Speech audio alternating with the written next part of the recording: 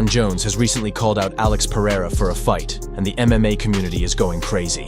Following Pereira's impressive victory at UFC 320, Jon Jones quickly responded, Pereira, a guy who's the same age as you, and we walk around the same exact size. Pereira walks around at like 240, and he has magnificent accolades. Business-wise, it makes more sense. Fight the nobody that may be more dangerous, or fight the guy with all the accolades who's incredibly dangerous.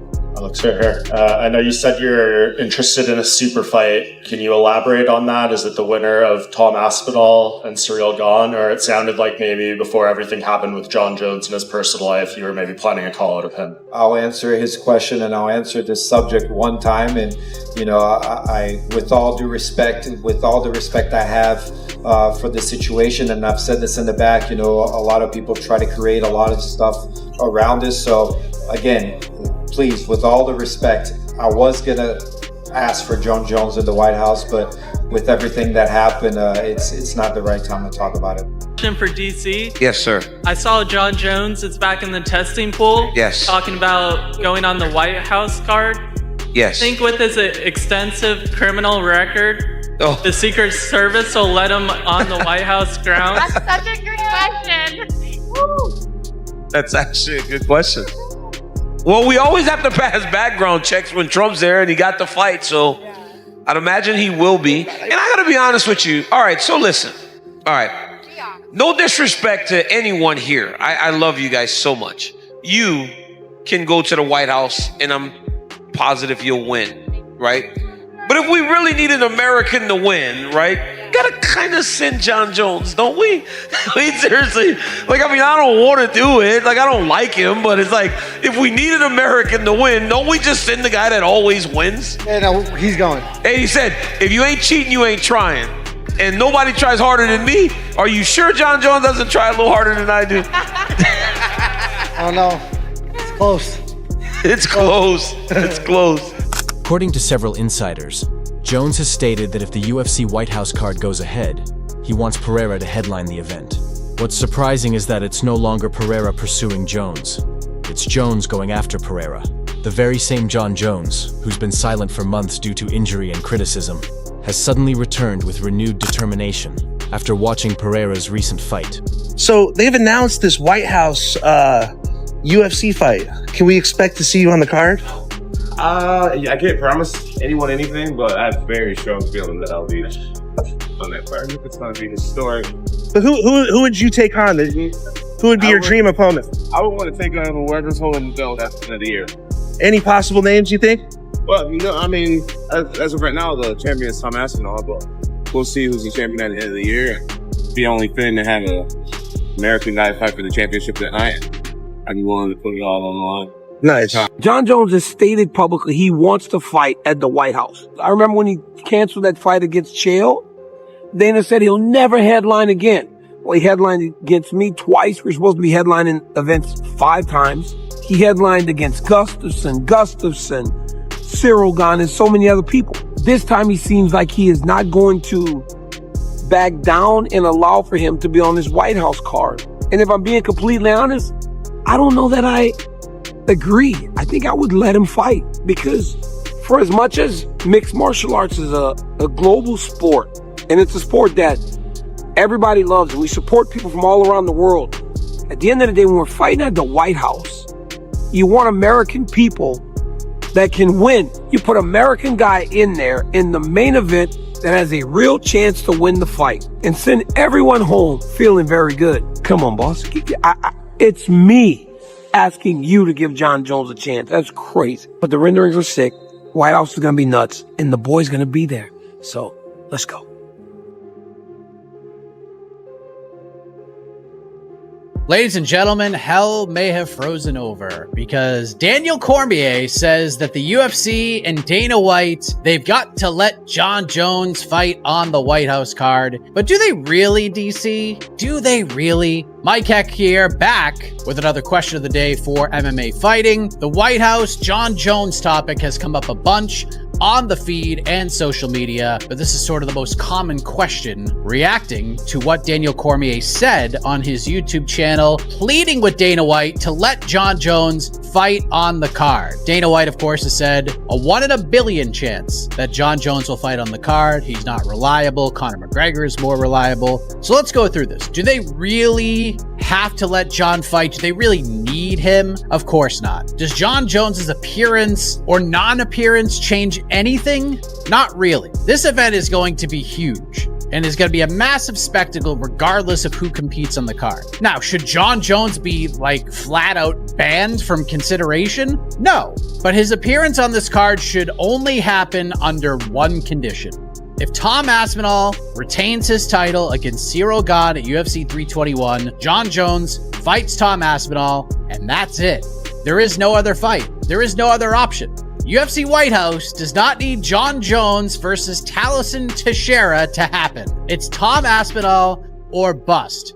That is the only way Jon Jones fights on this card. Now, one thing I do agree with DC on is adding contingencies to this contract. Like if he signs to fight Tom Aspinall on this card and he doesn't due to non-injury reasons, he should be penalized for it. And he should be penalized greatly. DC suggests $1 million. Sure, I would bump it to $2 million. But again, the UFC doesn't need to put Jon Jones on this card. But having Tom Aspinall versus Jon Jones would be humongous. But this event will be gigantic anyways. It's just going to be one of those things the UFC is going to push and push and push. And much like UFC 300, this is going to be one of those events where like, wow, the UFC are really trying here. And that's all we really ask for at the end of the day. So it'll be interesting to see over the next several months whether Jon Jones is going to be a part of this or not. But it's got to be against Tom Aspinall, or what are we doing here? Thank you for the questions. Back tomorrow with another question of the day. You can leave yours over on the feed on MMAfighting.com. We'll see what happens next. Jones was said to be impressed by Pereira's calmness, power, and ability to perform under intense pressure. At the same time, there's a strong sense of pride. Jones isn't willing to give up his spotlight to anyone else. For the past year, fans have been eager for Jon Jones to finally face Tom Aspinall. But now it appears Jones's focus has shifted to Pereira. Insider sources from the UFC. I do not believe that Jon Jones returns against Tom Aspinall. I believe he returns against Alex Pereira. Many people have one pushback, but how are you going to take Pereira and put him in a non-title fight? How are you going to take Jon Jones, who has not fought for anything but title since he was 23 years old, and put him into a non-title fight? And if he were to, or if I were Jon Jones, I would say I will fight you, but it will be for a belt. I'll come see you, Alex Pereira, but I'm coming back. I'm coming to my weight class. You never should have been champion. You never would have been champion had I not left.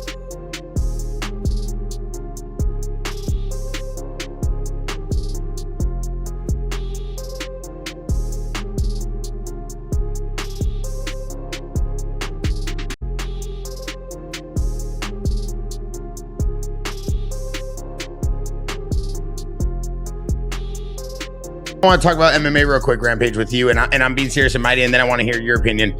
Our Jackson Podcast Discord keeps asking, Rampage, what do you think of Jon Jones versus Alex Pereira? If they were to fight, how would Alex Pereira fight? How would Jon Jones fight? Who would win? You've obviously been able to spar with Alex, and you've been able to fight Jon Jones. And then, Mighty, I'll let you run at this, but how do you think that would go, Rampage? Honestly, I think Jon Jones will poke him in the eye right off the bat. Oh, my God. What? You asked me a serious question. No, I'm telling you, seriously. That ain't in Jon Jones' repertoire. He ain't doing all that. It happened one time against you. One time? DC. Everybody else who Jon Jones fought, and they was doing a little bit better than Jon Jones wanted them to. He poke you and he'll kick your knee backwards. So who wins? You know what? I never say anything against Alex Pereira because he's a man, but I think that Jon Jones would find a way to get him to the ground and try to submit him. Yeah. You don't think that he would try to sit there and stand up with him? No, Jon Jones wouldn't. He's too intelligent. I mean, you look what Jon Jones did to Cyril Gane, right? He didn't stand with Cyril Gane. Yeah. And Cyril Gane comes from a striking background. He moved and took him down and ground upon him and submitted him with a very easy submission. Right away too, right? Right away. So I think that's how the fight would go down. And Jon Jones is also a big presence inside the Octagon. So I think Jon Jones wouldn't have a hard time with Alex Pereira, especially if Jon Jones can address that calf kick, because when you watch Alex fight, he used that calf kick to get a response. I want to see something. You need to do something. You're going to do something. Jones and Pereira have quietly talked about the possibility of facing off not in the heavyweight division, but at light heavyweight, interview 4. Fans everywhere are stunned. If true, this would mark Jones's first return to the 205-pound division, since he left years ago as an undefeated champion. Dana White has also hinted at this possibility, suggesting Jones might cut weight to face Pereira if the matchup makes sense. Jones has always sought challenges that build legacies, and taking on the most feared striker in modern MMA at the White House could be the ultimate way to do it. Meanwhile, Alex Pereira has fired back, stating he's ready to fight anyone, anywhere, at any weight. Fans are calling him one of the most active and fearless champions in recent UFC history, and his success has already put him in GOAT-level discussions. His rapid rise from middleweight to light heavyweight dominance is one of the fastest in UFC history. A potential bout with Jones would only boost his career to legendary status. Joe Rogan has already weighed in, saying a fight between Pereira and Jones would be one of the most technically dangerous matchups in MMA history. Probable matchup next. You got Carlos Olberg, you got Yuri Prochazka. You also have heavyweight. Well, we got Aspinall and Cyril Gane. No, I want a super fight. Jon Jones at the White House. We've both done a lot in the sport, and I feel like even if he were to lose to me, he's power versus precision, experience facing fearlessness. Rogan commended Pereira for maintaining his composure even when being out-wrestled, while also cautioning that Jones's unpredictable style, high fight IQ, and reach advantage could pose serious threats if the fight goes to the ground. But the most striking aspect is Jones's mindset. He's no longer thinking about retirement, rest, or injuries. He's focused on legacy. The MMA GOAT wants one final defining moment, and it looks like that moment could be against Alex Pereira. If the White House card comes to fruition, this might become the biggest fight in UFC history. The former king versus the new powerhouse. 2 world champions clashing not just for titles, but for immortality. Jon Jones has made his intentions clear. Alex Pereira has accepted the challenge, and if this showdown takes place in Washington, D.C., it could be the fight that changes the UFC forever.